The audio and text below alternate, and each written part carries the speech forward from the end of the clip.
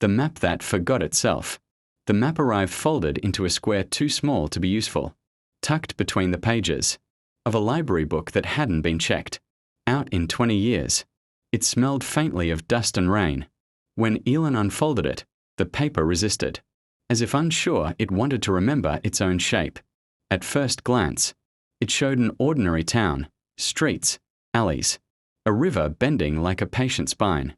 But the names were wrong. Or rather, unfinished. Market Street ended in a blank space. Old Bridge was crossed out and written again.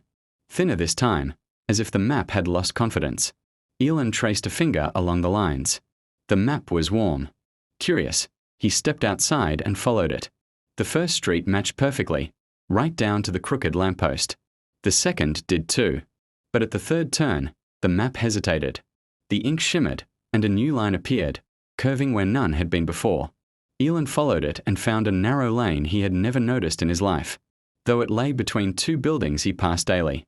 Halfway down the lane, the air felt thicker. Sound softened, as if wrapped in cloth.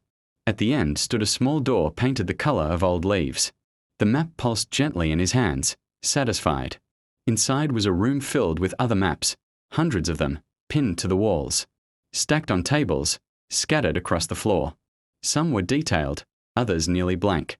A woman sat in the center, carefully erasing a coastline from a map with a crumb of bread.